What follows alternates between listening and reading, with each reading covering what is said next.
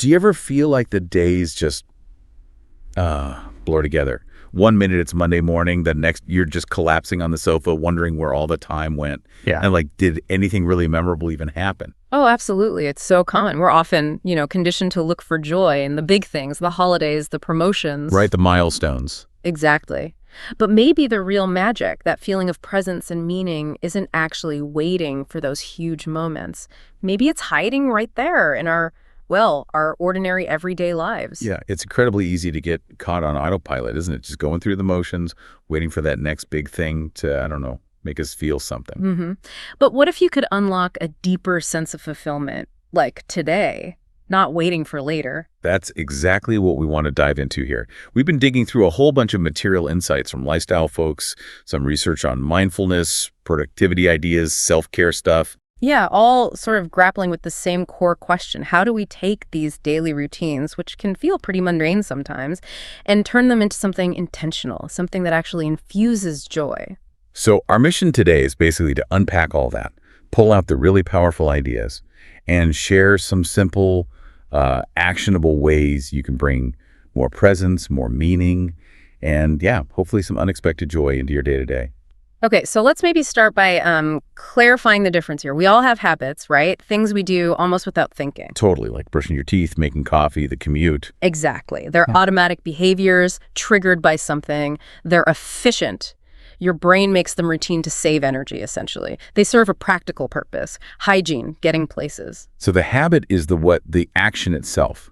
How do we get from that automatic what to something more? Well, that's where intention comes in, and attention and repetition. That's what elevates a habit to a ritual. It's about bringing conscious awareness to it, assigning some deeper value beyond just the practical outcome. We saw one perspective describing rituals as sort of like bridges. They take that simple action, that repeated thing, and connect it to something bigger, maybe gratitude or peace, connection, self-care. It's not just doing it, it's why you're doing it and how you're doing it, with presence. That's interesting. And what's really striking is that it sounds like we don't necessarily need to invent a whole new complicated schedule. Not at all. A lot of the power, it seems, lies in reimagining or just deepening the things you already do. It's about infusing your existing day with a bit more consciousness and actually finding enjoyment in the process. Okay, so why bother? Why put in this extra effort? What are the actual tangible benefits we're talking about? Well, the benefits really touch on pretty much every aspect of well-being.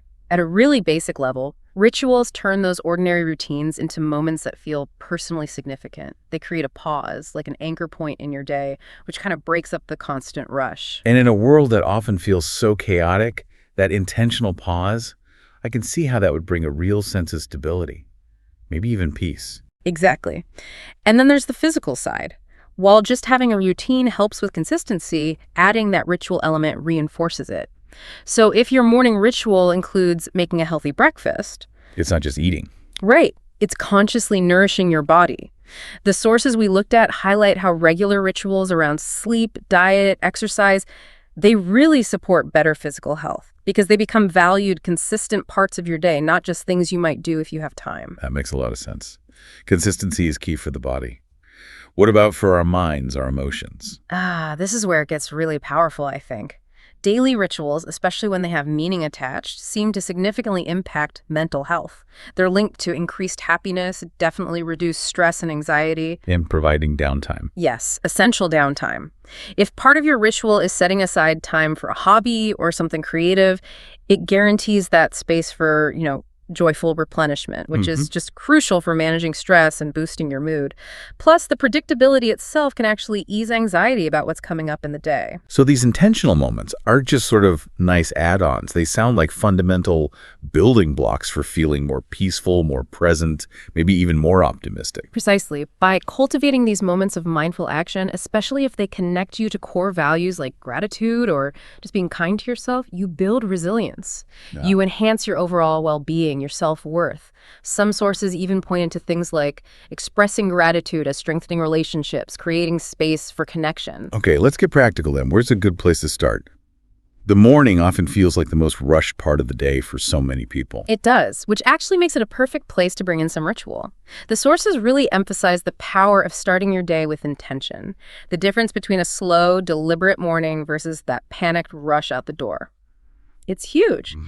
We saw an example from someone, Jing, who found that just waking up a bit earlier, giving herself that space, made her feel calmer and really set a better pace for the whole day. An hour might feel impossible for some, but it's the principle, right? Creating some space, even if it's small. Exactly.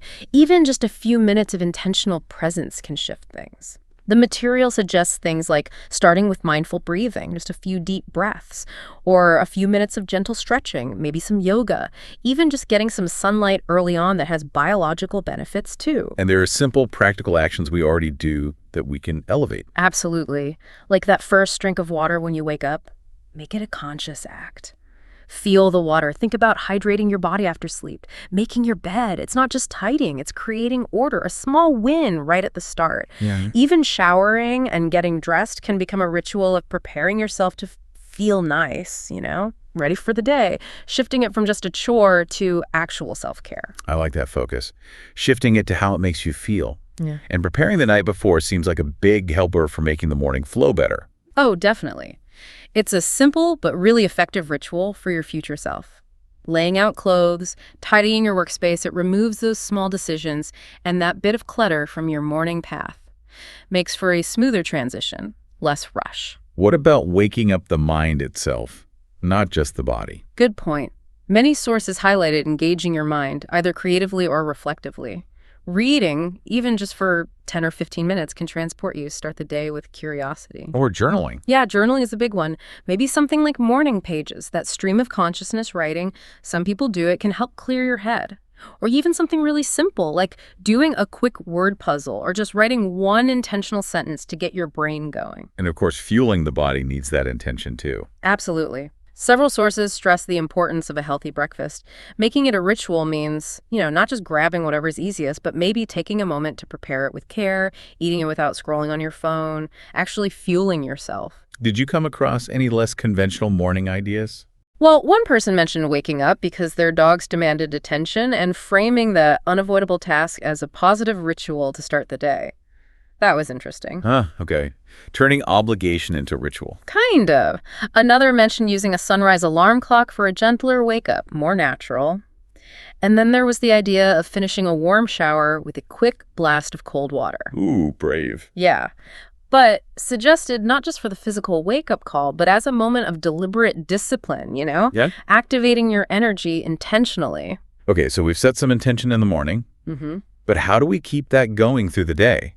When work, emails, life just pulls you in a million directions. Right, that's the challenge. This is where the idea of turning ordinary activities into mindfulness bells comes in handy. Using them as little triggers to just come back to the present moment. Think about all those things you do automatically. Brushing my teeth. Mm-hmm. Again, midday. Yes, exactly. Or washing dishes, or taking that afternoon shower. Instead of letting your mind race about work or whatever, try actively focusing on the sensory stuff. The feel of the water, the soap, the smell, the actual movements. It's surprisingly grounding. Driving or commuting often feels like totally lost time. It can feel that way, but it can also be a ritual. Instead of letting your mind spiral into stress, maybe just pay attention to the act of driving, hands on the wheel, the road, the sounds. Even red lights can become mini rituals, like an automatic cue to take 3 deep breaths before moving on. Walking too, right? It can be just getting somewhere Or it can be a moving meditation. Focus on your feet hitting the ground, your body's rhythm, the air.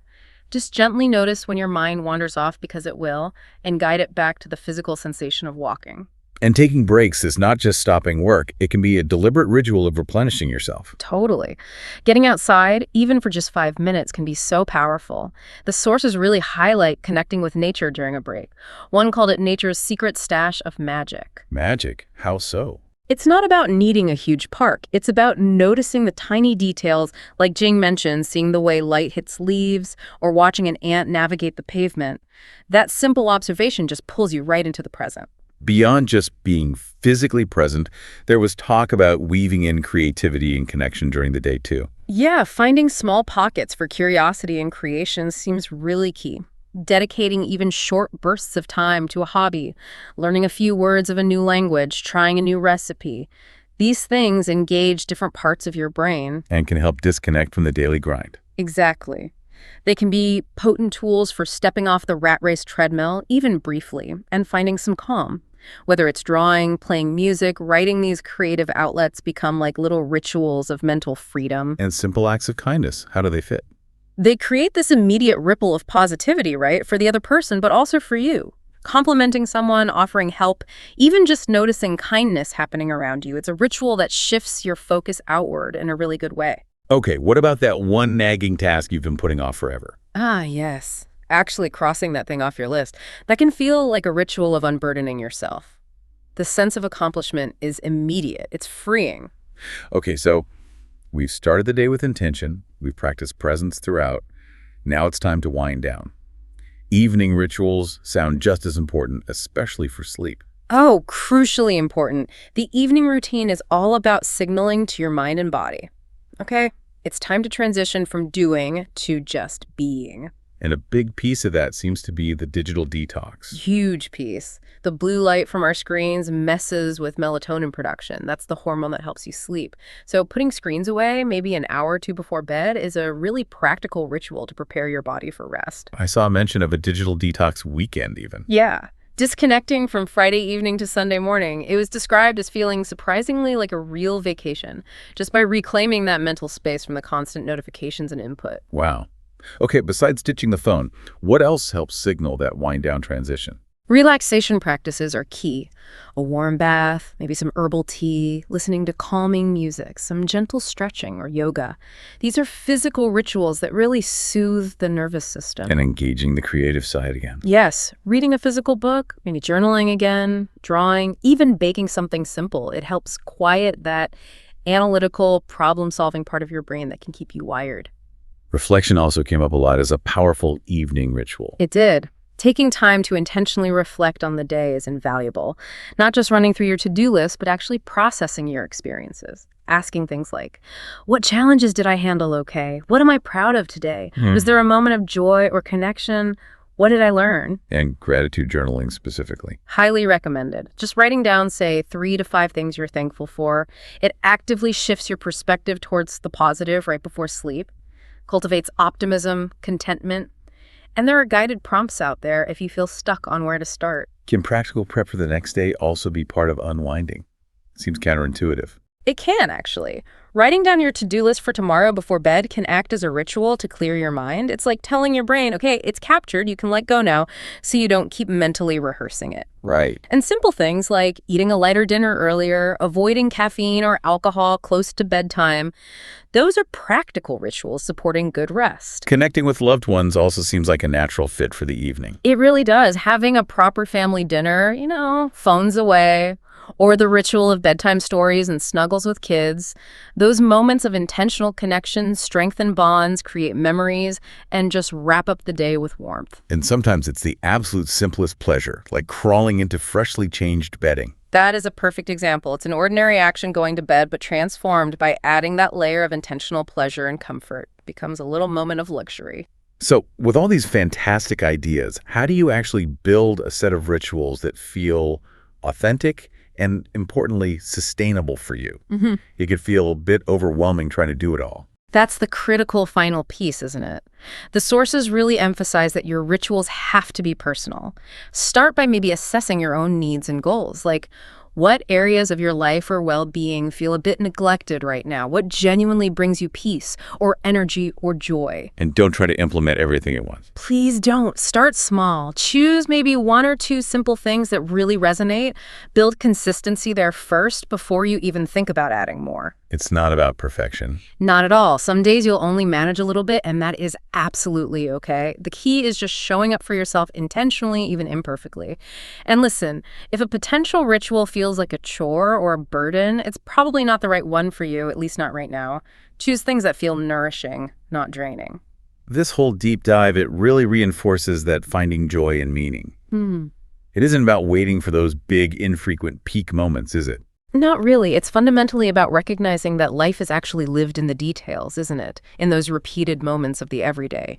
And by bringing intention and attention and presence to those ordinary actions, we transform them. They become these powerful rituals that can anchor us, replenish us, and fill our lives with a much deeper sense of meaning and, honestly, unexpected joy. So as you finish listening today, maybe take a moment to think about your own day. right now, looking at the hours ahead or perhaps this evening, what one small, simple ritual could you either add or maybe just transform with a bit more intention to bring just a little bit more joy, presence, or meaning into your life starting today?